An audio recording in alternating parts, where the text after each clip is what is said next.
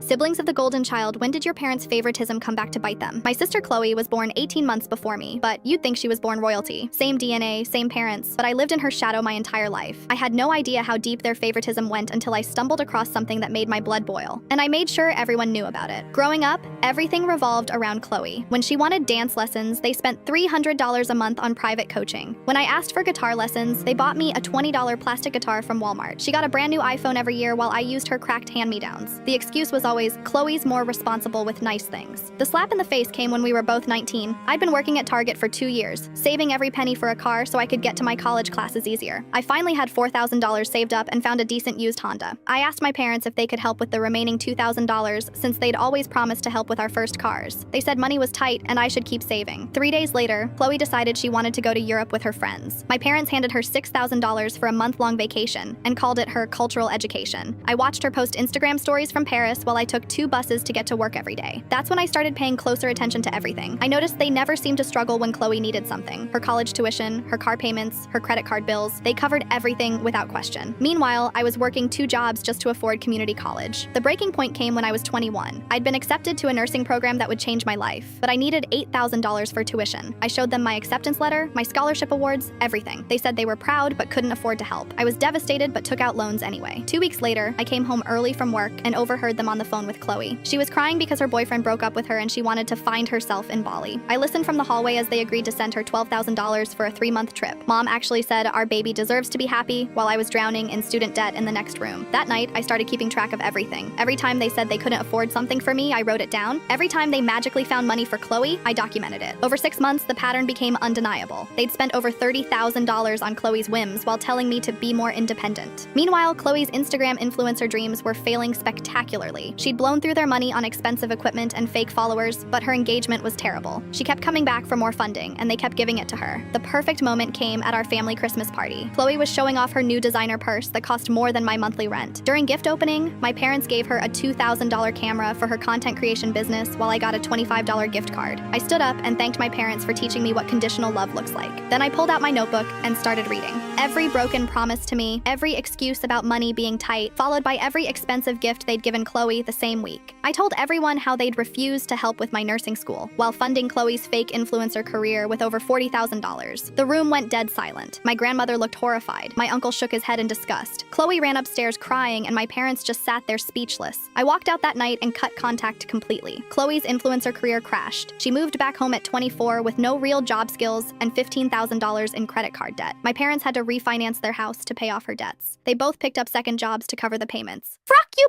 parents!